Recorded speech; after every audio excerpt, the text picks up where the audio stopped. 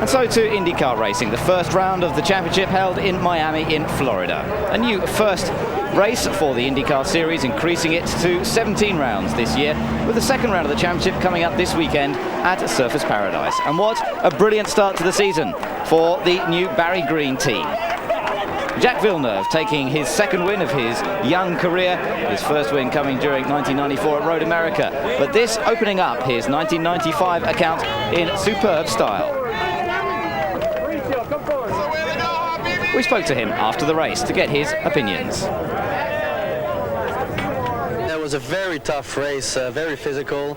We weren't sure what was going to happen in the race because we missed 1 hour of track time on Friday and Saturday because of engine troubles.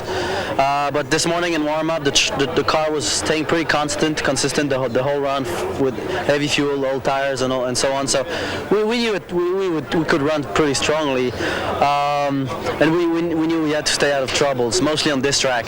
That's what we did, and we were planning on having good pit stops to beat the opposition, and that's what happened. The team just did two fantastic pit stops, and we got by the guys like that. And then the car was running strong enough for me to keep a caution and not to make mistakes, and that's how we won the race. The fact of winning a second time, it's a different feeling? Yes, definitely. You know, the first win is always special. But this year the different thing is it's the first race and we didn't have a great winter testing, and it's always good to start the season with the most points because then you can work on the championship. You don't have to play catch-ups. So for us it's really important. Ideal start to the season then for 23-year-old Jacques Villeneuve, and a good start of the season once again for Reynards, the Vista manufacturer, providing the winning car for the second year in a row in the first round of the championship. He'll be looking forward to Surfers Paradise this weekend, make up for the disappointment of his crash with Stefan Johansson last year. Well, also Reynard mounted in Miami, Maurizio Gugelmin, driving for his new team, Pac West. Gugelmin had a difficult year with Chip Ganassi last year, but looking for better things this year. Work both ways, and I think our team did the best that they could, and fortunately Jack's team did a little bit better job into the pits, but that's the way the day went. And I'm not disappointed. I think we've shown our potential, and just motivates me to get one better next time. Did you thought it was possible to overtake Jack at the end? It was hard. I was pushing hard and he was pushing hard and Bobby was pushing hard behind me, and I was just hoping for a mistake from him, but it's the same thing when he was behind me, he couldn't get by, so that's the way it goes. Maurizio Gugelmin led the race for 7 laps, but the pit stop certainly didn't go his way, losing out in the pit stop competition, if you like, with Jacques Villeneuve. Villeneuve taking the lead on those pit stops. Bobby Rahal had a superb drive, working his way up into 3rd place. Excellent pit stops from the Rahal Hogan crew. Racing. Every aspect of the race must perform to its best. Crew, driver, car. One of the surprises of Miami came from Scott Pruitt and the Pat Patrick racing team. They spent the whole of 1994 testing the new Firestone tyres, which have been brought back into IndyCar racing after a long gap from the sport. Pruitt has certainly proved himself in the past and is no IndyCar rookie, but nevertheless, many people impressed by his performance that weekend.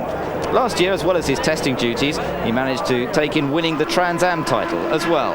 So an excellent year last year for Scott Pruitt, and he's hoping for great things in IndyCar this year. Christian Fittipaldi, of course, was making his debut in IndyCar racing with the Walker racing team alongside Robbie Gordon. And in fact, later in this programme, we'll be taking a more detailed look at his race.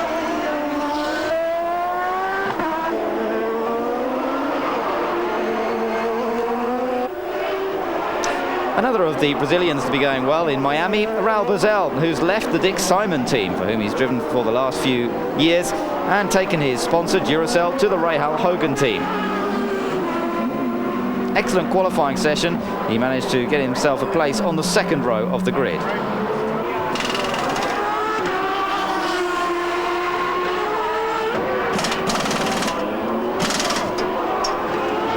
It's a tough competition, but you know, it's drivers all over the world, good drivers, good teams. I think it will be one of the most competitive seasons in IndyCar. Consistency will be the main key for have a good result at the end of the year. Another Brazilian driver to hit the headlines over the course of the weekend. was refugee from European single-seater racing, Formula 3 and Formula 3000, Gilles de Ferran. He started on the second row alongside Raoul Boesel, and in fact, after the first official qualifying session held on Friday, he was the provisional pole sitter. An impressive performance, no doubt, from the IndyCar rookie, the man who has spent 2 years in the European Formula 3000 Championship, having taken 2 wins and being placed 3rd overall in 1994 in that series. Former British Formula 3 champion as well in 1992. Unfortunately, he went out of the race with a gearbox problem, but we'll find out more about him in next week's Motors. Disappointment also in Miami for the young Canadian driver Paul Tracy.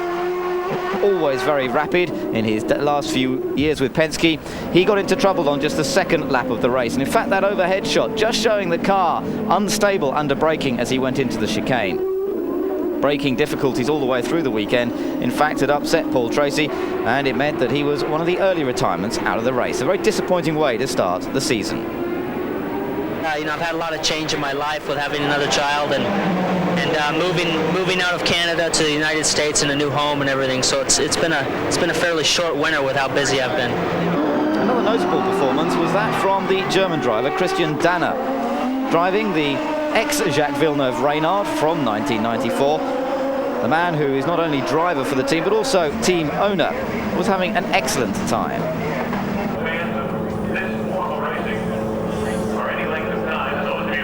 It's a big change, but it's a very nice change.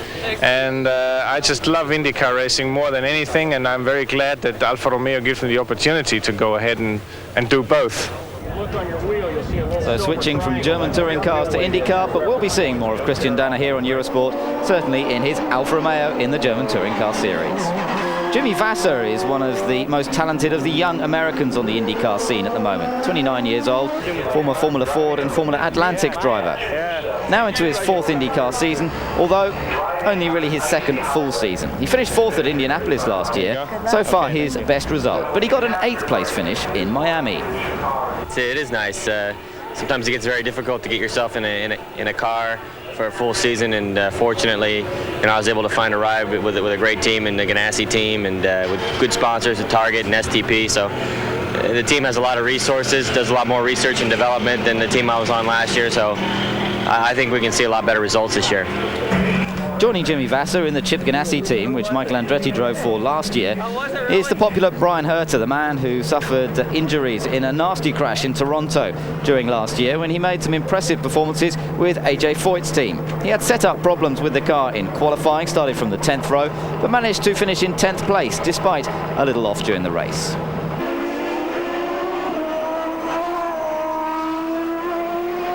Not very fun for me to miss the end of last season, and I'm just thrilled to have the opportunity here with the Target Scotch car from Chip Ganassi, and I think we'll have a good season, and this is the first race, so I'm very excited to be back. Another young driver who's very motivated for the 1995 season is the young Mexican Adrian Fernandez. Finished 13th in the points last year. His rookie season had a best result of 5th at Elkhart Lake. And in the course of his last year's season, he earned himself over $600,000 in prize money.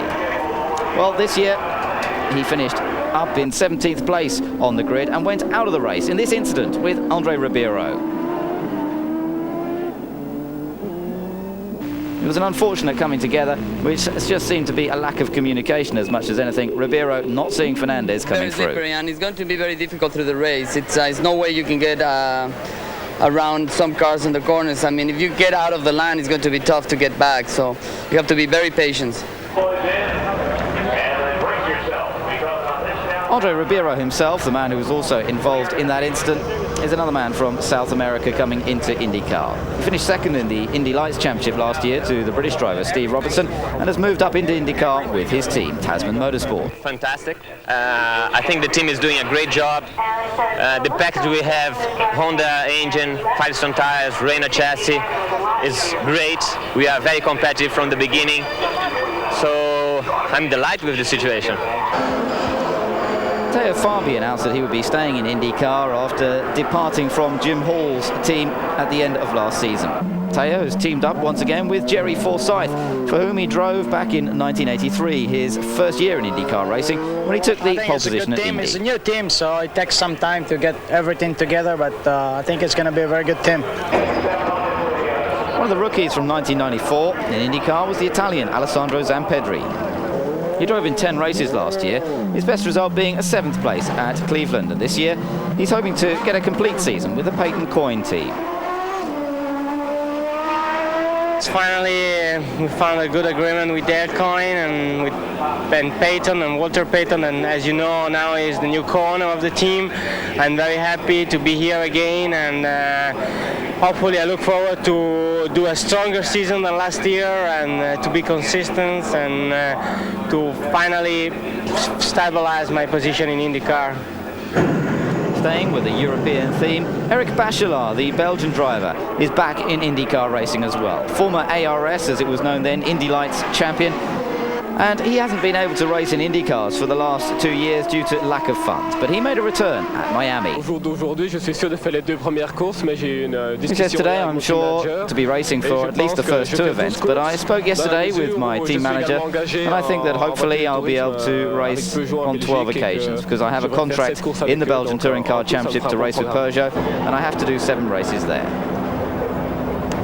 Well, a man who started IndyCar racing back in 1988 in his first drive got his best result in Miami, his hometown. Dennis Vitolo, a man who's raced in Britain in the past in Formula 4 2000. This is my hometown, so the track's very special to me. A lot of support for the fans.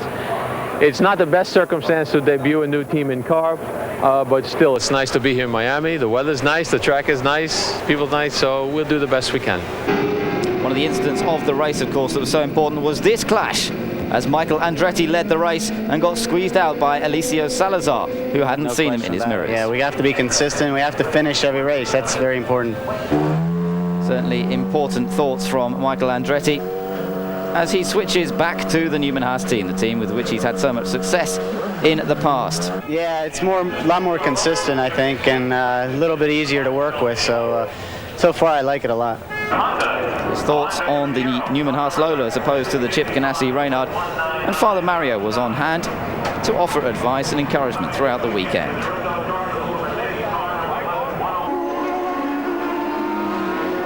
And what of the Penske Steamroller of 1994? Well, it certainly wasn't doing much rolling on this occasion. Problems for the Penske team, reigning champion Al Unser Jr. Really not happy with the way the car was responding to the changes. They were lacking a lot of grip and particularly suffering from poor traction on the slippery Miami circuit. During the race itself, Al Unser was to have quite a few problems as well. He came in on lap 13 to try and sort out some electrical faults with the engine, and indeed he had to stop several times during the course of the race to try and sort things out. It turned into an extended test session for the Penske team rather than a real race, but no doubt they'll be back next time in Surfers Paradise. It was much the same story for his teammate Emerson Fittipaldi, also having a lot of troubles throughout the race. He qualified down in 16th place and also had to make an early retirement.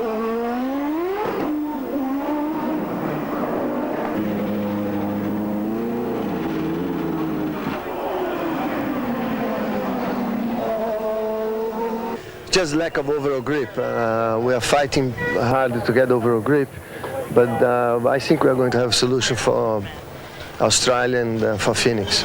Well, Emo was second in Surfers Paradise last year, and he'll be hoping to go one better than that this time around. You'll be able to watch the IndyCar action from Surfers Paradise live here on Eurosport. You're going to have to get up early, though. It's 5 o'clock in the morning Central European time. That's 4 a.m. in the UK. Hope you'll be able to join Rob Widows and the team from America on the commentary for the second round of the IndyCars. We'll be back here on Motors in just a moment with the latest Formula One news.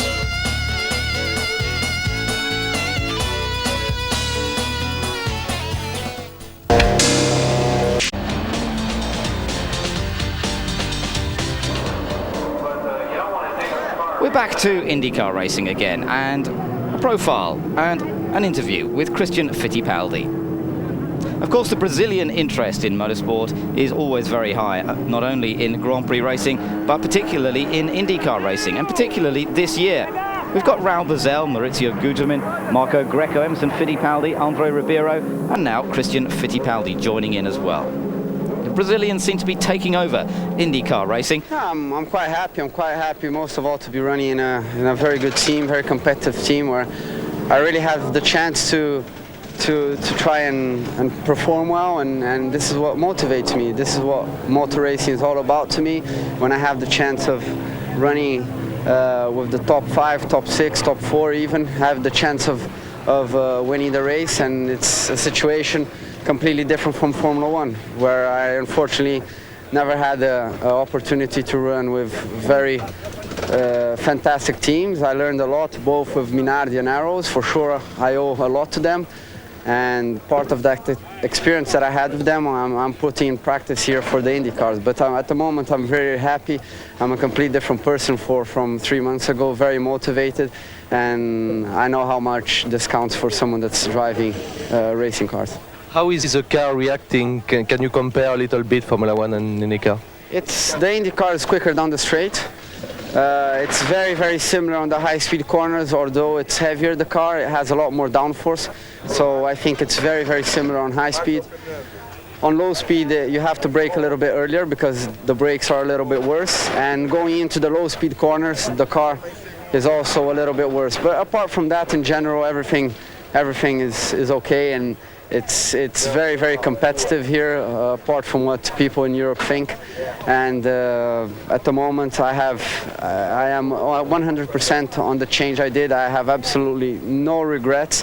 I still think that Formula 1 is fantastic. Formula 1 is always going to be Formula 1, but I think that I discovered my motivation back again, and I think this is important for any driver.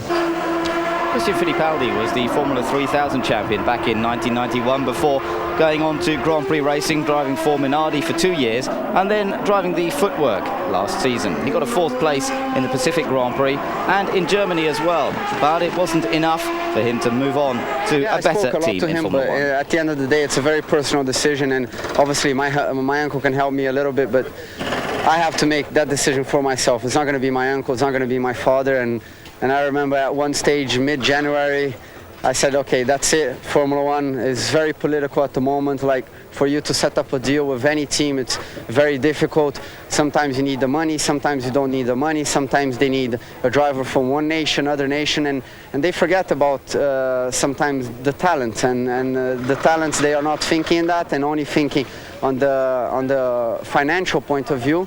And I decided on a Monday, I don't remember, around January 20th, that I was going to do that, and that was it for me. I didn't close any doors on Formula 1. Maybe I will go back to Formula 1 in the next couple of years. Maybe this is so good to me, and I feel so well and so pleased that I'm going to stay doing IndyCars for the rest of my life. In the future, we don't know what's going to happen. So very much his own decision-making process there for Christian Fittipaldi, and Uncle Emerson, although offering advice in terms of the driving, not offering too much advice in terms of what Christian Fittipaldi's career should be in the future.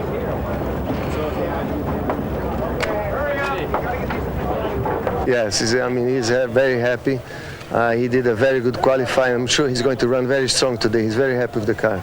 Well, indeed, Fittipaldi seemed to adapt himself very quickly to IndyCar racing and the whole scene with the Walker Racing team, one of the top teams in IndyCars. Faster as well than his highly rated teammate, Robbie Gordon. Technically speaking, the cars are less advanced than Formula 1, no doubt about that, but we have at least normal human being life here. We have a lot of respect in IndyCars, and people talk to each other. I'm not saying that they are nice. People also want to win over here, but they are normal human beings. And in Formula 1, at one stage, it's very, very difficult because the political aspect, it plays such a big role that they forget about the human point of view.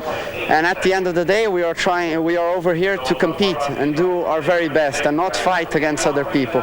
So I think this is the big difference in Formula Indy. And the other nice thing, which I enjoy a lot here, is that on Sunday evening, I wake up knowing that together with myself there's going to be at least 8 to 10 drivers that have a chance of winning the race. And in Formula One, it's completely different, because when you wake up on Sunday morning, I know that if I drove very well on that Sunday, I would finish 4th or 5th. And someone to win the race, we would count only on 2 names, maximum 3 names, because the differences in cars are way too big. Interesting views from Christian Fittipaldi as he makes the switch from Formula One to IndyCars, and certainly looking very motivated and fired up for success this year. Well, certainly at Miami for his first IndyCar race, things went very well indeed. He qualified on the 4th row of the grid, 1 second away from the pole position that was set by Michael Andretti, and alongside Jacques Villeneuve.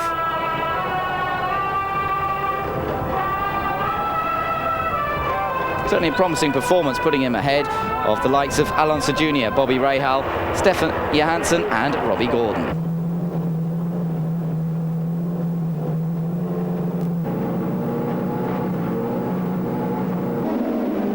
On to the start of the race then, and the attempt to try and move up and make up some ground. Finding his way past Jacques Villeneuve at the start of the race, and it would be a battle that would continue throughout many laps in the race itself.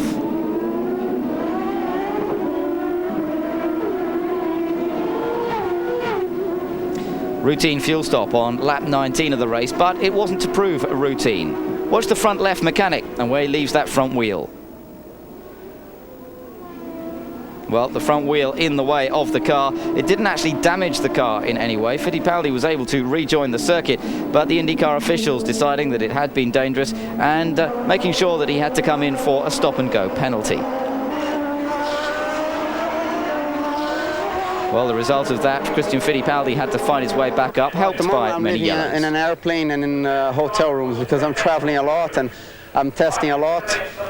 And racing is very tight from now until the end of the season, until mid-September. I only have 3 free weekends, so it's going to be difficult this year. But when I can spend a little bit of time over here in America, I'm staying with my sister. And finally we asked Christian any regrets about leaving Formula One.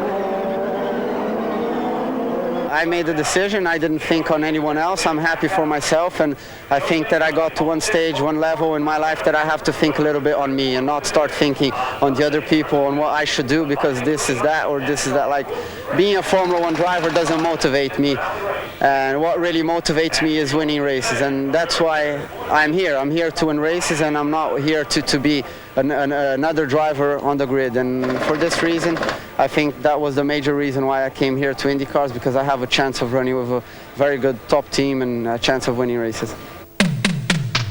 Well, it's going to be interesting to see how Christian Fittipaldi gets on during the 1995 season, and to see whether he achieves his aim of winning races.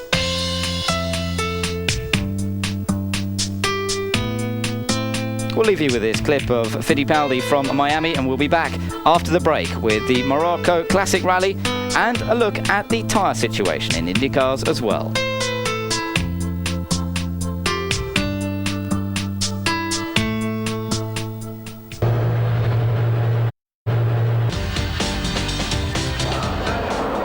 We're back to IndyCar racing once again. So much happening in Miami that first weekend, and one of those main happenings was the return to competition in IndyCars for the Firestone tyre company. Well, they haven't been involved since 1974. Ever since then, Goodyear have had the exclusive contract to supply the tyres within the IndyCar field. But this year, Firestone are back, and back in an impressive way as well, as Scott Pruitt proved during the course of the race. New regulations mean that any tyre manufacturer coming into the series have to have the capacity of supplying half of the field. That means around 15 cars. So it's no small attempt to come in a little way to supplying 1 or 2 teams. We spoke to Alan Speyer of Firestone. Firestone decided to get back involved in IndyCar racing to reinvigorate and get new interest in our Firestone tires. You know, we were involved in IndyCar racing right from the beginning in 1911 up through 1974, and then the company needed to do something here in the 90s to reinvigorate that interest and obviously sell more passenger tires. Firestone have certainly had to gear up for IndyCar racing in a big way. The equipment necessary to bring along to the race meetings to deal with the number of tyres that they've got to sort out throughout the course of the weekend. We started really in December of 1993 and really finished that testing program just earlier this week before we came down here to Miami, and ran about 12,000 miles and all that testing, a number of different tracks, and we're very satisfied with the results. Each tyre coming out of the truck is carefully identified by the IndyCar marshals, and so they're able to check at any time that any driver is using the correct tyres. Hundreds of tyres are used each weekend. The regulations as far as tires go, each manufacturer has to bring enough tires for half of the field. So, and each car gets a maximum of 28 tires for the race event. So, field about 30 cars, half of that's 15, 28 each. It's 420 tires we have to bring to each event. So it's quite an undertaking. And of course, similar situation for Goodyear, where the activity is perhaps getting a little bit more keen now that Firestone have come back in. Goodyear is a very formidable competitor, and they've done a lot in racing, had a lot of accomplishments. We're happy to be sharing the same track with them, and big challenge for us to beat them, but we think we're very much up to the task. Yes, it's a real exciting opportunity for us with the tire competition. Firestone is another global tire manufacturer, and there are a lot of street tire sales on the line here. So we're going to try to use the technology that we learn at the racetrack to build better performance tires and passenger tires, and they're doing the same thing. So this weekend gives us a chance to prove our superiority on the racetrack. Hey Rick, what's back on? So the situation's certainly clear. The aim is to try and demonstrate that technology developed in racing can be used in road tyres and try and promote the road tyres of each individual company. The work continues in the paddock to fit up the various Goodyear and Firestone tyres. And with those limits on the number of sets of tyres on each particular car, the marking up process is very important. And just as in Formula One, the limit on tyres over the weekend is rigorously checked. Each team is allowed 7 sets of tires, and if we bring a secondary tire, they're allowed a total of 8 sets of tires. So this weekend we brought both a primary and a secondary tire, and that allows them to run a total of 32 tires. Rain tires do not count towards their total, so you'll see a lot of teams towing their car around on rain tires. So tyre war has not been a part of IndyCar racing for 21 years, but now it could be. What about the differences between IndyCar tyres and Formula One tyres? We spoke to Michael Crawford of Goodyear about the differences involved. It's dramatically different. The cars are a little different weight, the horsepower is different, and in Formula One they use a 13-inch bead diameter, and here we use a 15-inch. A lot of the technology is very similar, but these tires are designed specifically for the Indy cars. Well, during the sessions, of course, the balancing as well as putting the tyres on the rims is absolutely vital to get the car set up right. Slippery right off because they're laying some more rubber on it. As the cars get used to the track, our tires will become, they'll grip a little bit better. And I think the drivers will be very pleased with the tire we brought this weekend. The Miami track providing a unique challenge in a way, because a new street circuit not used for racing before, and everybody, both from Goodyear and Firestone, having to guess somewhat as to how the tyres were going to run on the circuit. Very important that the tyre engineers, as soon as the cars come in after doing a few laps, to check tyre temperatures and tyre pressures to give them some idea of just how the compounds are responding to that particular surface. And of course things will change as they go throughout the season. They go to different types of track, another street circuit coming up in Australia, but on different sort of tarmac, and then of course the oval tracks will provide a completely different challenge. For a small team like us, to have a fire manufacturer like Firestone can give us a lot of help, to have somebody very close working with us, and I think sometimes it will be a big surprise for everybody. Goodyear will have to start in making some good tires, and the Firestone's tires seem to be pretty good. They seem to have a good grip, and hopefully Goodyear will work on that a little bit. Well, yes, it could. You know, the Firestone tire might be better someday. We think Goodyear is the best, though. So, but it's a new challenge and makes it more interesting. Well, the situation from the first race saw Goodyear taking the top 3 places, but Firestone weren't far behind.